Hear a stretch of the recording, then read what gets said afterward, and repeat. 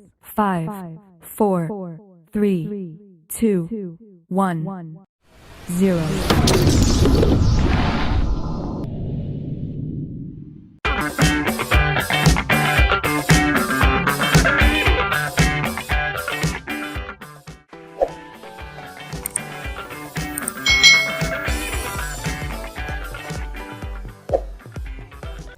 Hai,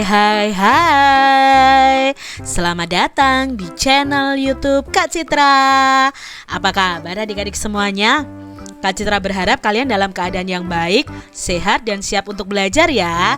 Nah, di semester 2 ini kita akan belajar bersama-sama di tema 6, Cita-citaku, subtema 1, Aku dan cita-citaku, pembelajaran yang pertama.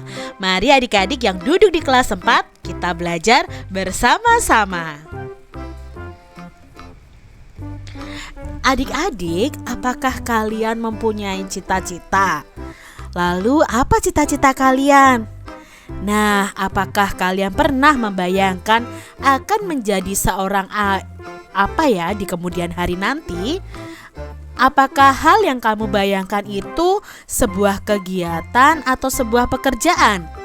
Apakah kamu pernah membayangkan kelak akan mengajar menjadi seorang pilot, arsitek, dokter hewan, atau pekerja seni?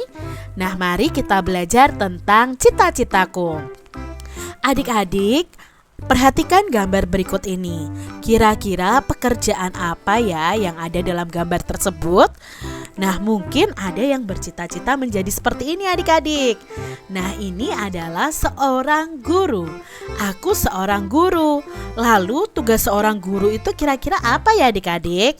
Bagi kalian yang ingin menjadi seorang guru, kegiatan utama kalian sehari-hari adalah mendidik siswa dengan ilmu yang berguna serta memberikan contoh sikap yang baik untuk bekal hidupnya.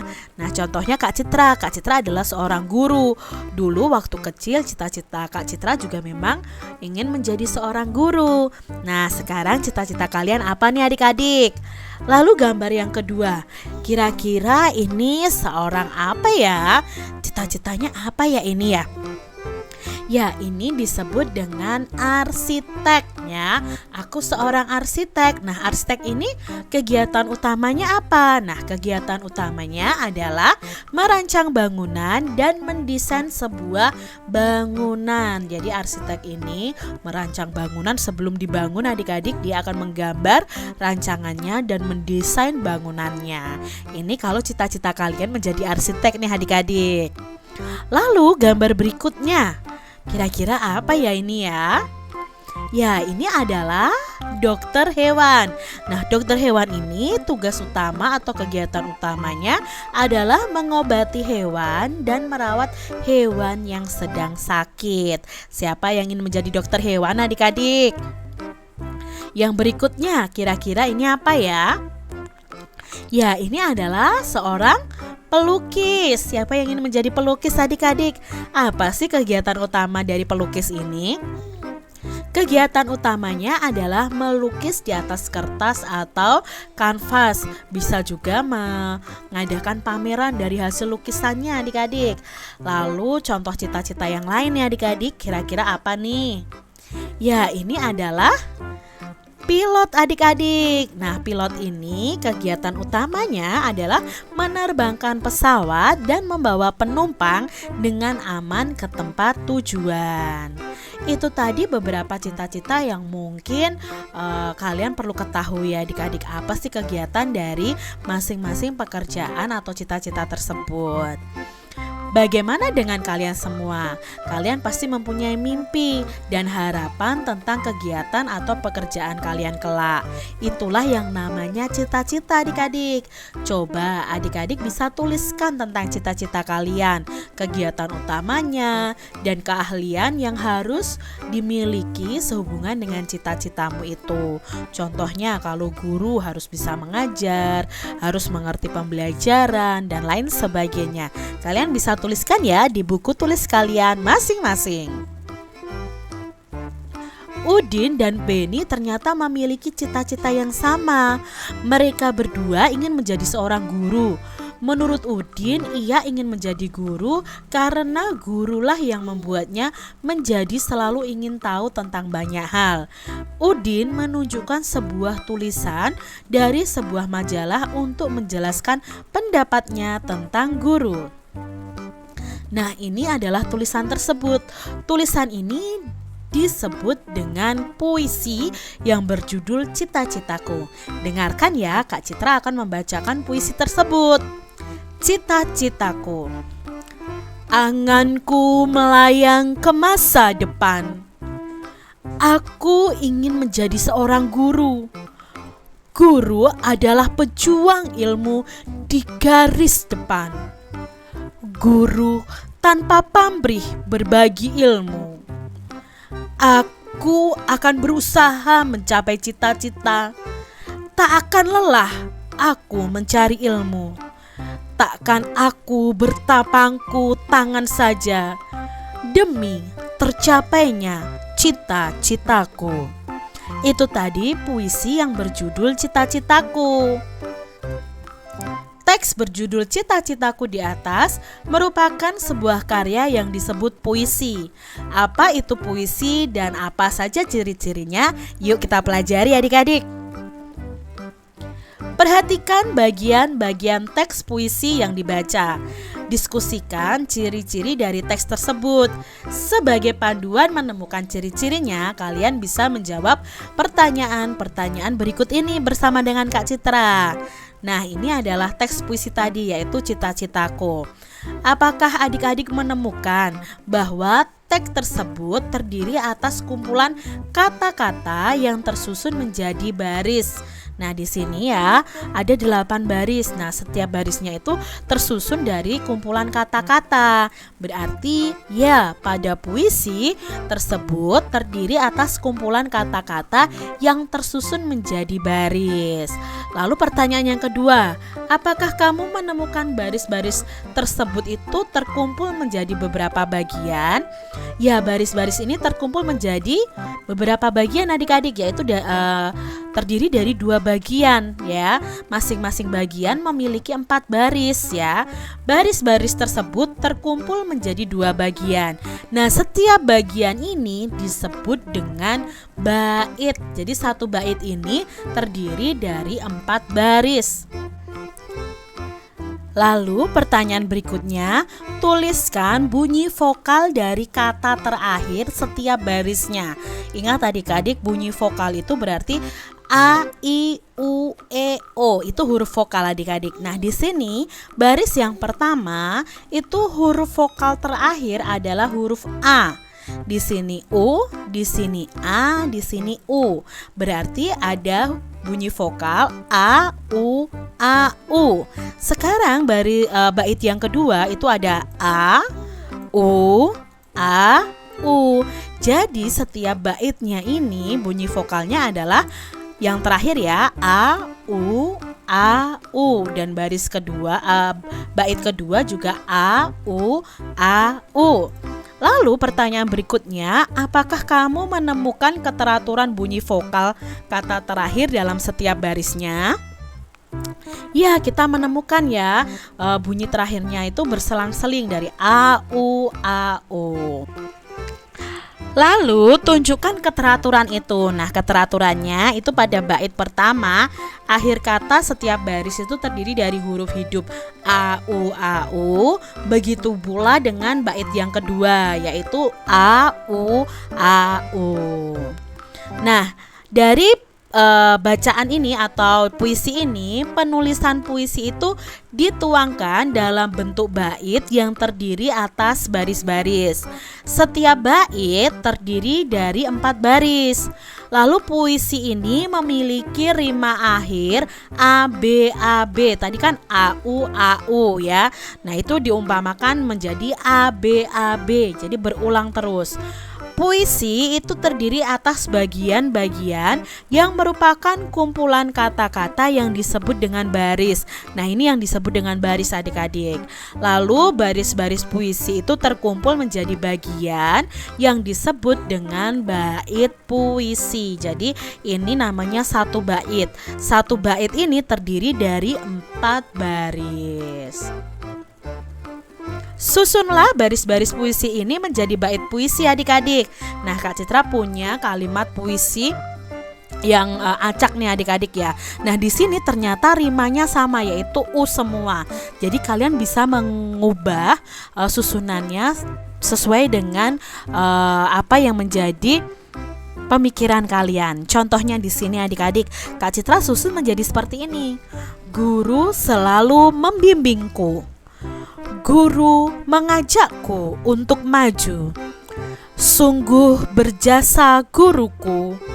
Ku ingin membalas jasamu.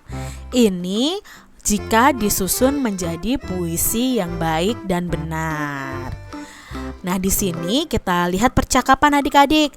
Apakah aku bisa mengubah susunan baris dalam puisi itu ya? Menurutku seharusnya bisa, Lani, asalkan maknanya kurang lebih sama. Kenapa, Lani?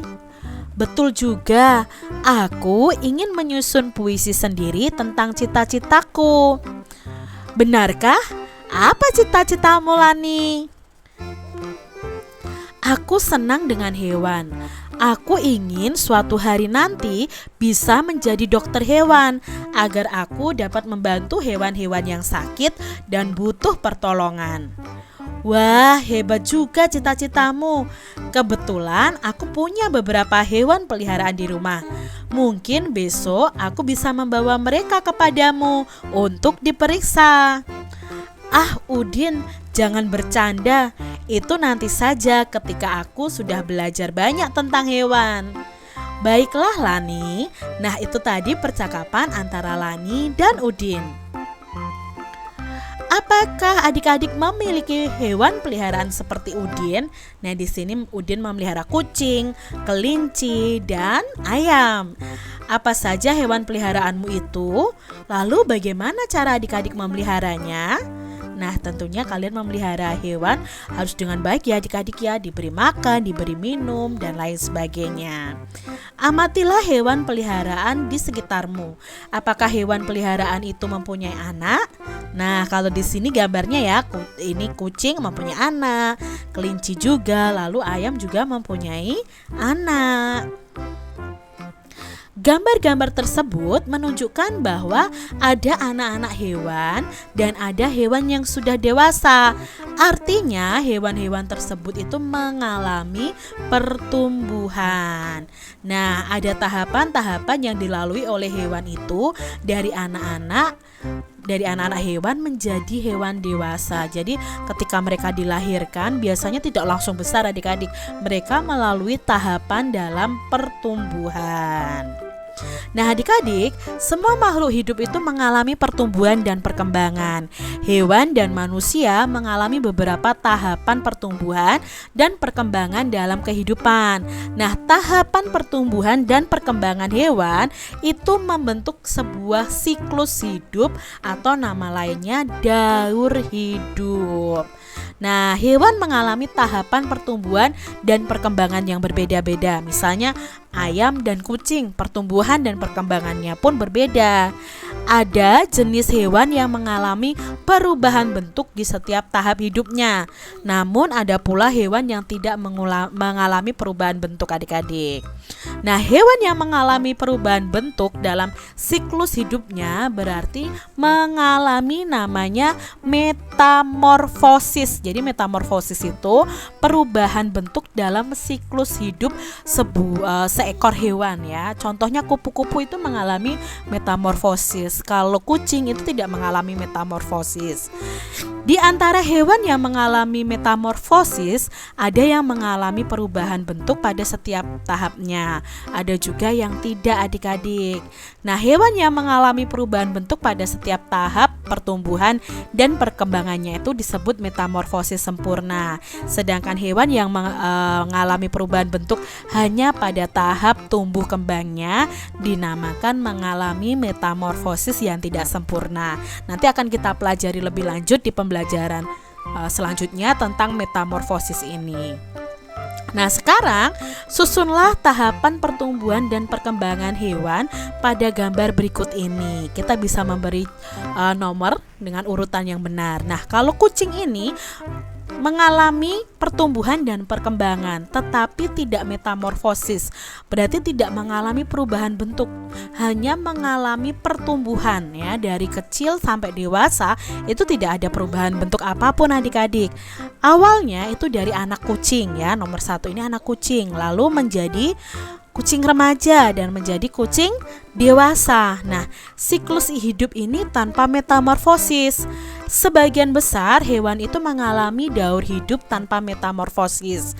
Daur hidup tanpa metamorfosis ini tidak mengakibatkan perubahan bentuk tubuh yang sangat berbeda. Beberapa contoh hewan yang tidak mengalami metamorfosis adalah ayam, kucing, kambing, ikan, dan burung. Misalnya saja siklus hidup hewan kucing. Zigot kucing berkembang di dalam rahim induk betina. Setelah beberapa waktu anak kucing lahir dan menjadi kucing muda. Lalu kucing muda menjadi kucing dewasa yang organ reproduksinya telah siap melakukan fertilisasi. Nah, jika fertilisasi terjadi, maka akan kembali terbentuk zigot atau bayi kucing di dalam perut. Lalu setelah itu yang betina akan melahirkan lagi menjadi anak kucing menjadi tumbuh menjadi kucing muda menjadi kucing dewasa. Yang betina siap untuk fertilisasi lagi ya, lalu dia akan melahirkan seorang anak kucing lagi, begitu seterusnya. Itu yang disebut dengan daur hidup. Nah, daur hidup kucing ini disebut daur hidup tanpa metamorfosis. Sekarang ada gambar ayam. Nah, ayam ini juga termasuk hewan yang tidak bermetamorfosis. Dia hanya melakukan perubahan ya. Perubahan itu pada awalnya hanya telur ya, tapi di dalamnya itu sudah ada anak ayamnya. Nah, pertama itu telur lalu menetas menjadi anak ayam. Anak ayam bertumbuh dewasa menjadi ayam muda, lalu menjadi ayam dewasa. Nah, siklus hidup ayam itu dimulai dari telur lalu menjadi anak ayam, lalu ayam muda, dan menjadi induk ayam atau ayam dewasa. Itu tadi siklus hidup kucing dan ayam. Nah, demikian tadi adik-adik pembahasan kita di tema 6, cita-citaku, subtema 1, aku dan cita-citaku, pembelajaran yang pertama. Semoga video pembelajaran ini bermanfaat untuk adik-adik semuanya. Dan sampai jumpa lagi di video pembelajaran Kak Citra selanjutnya. Tuhan memberkati. Jangan lupa tekan tombol subscribe, lalu tekan loncengnya, tekan juga tombol like, lalu share ke media sosial kalian. Jangan lupa untuk ikuti media sosial Kak Citra. Terima kasih.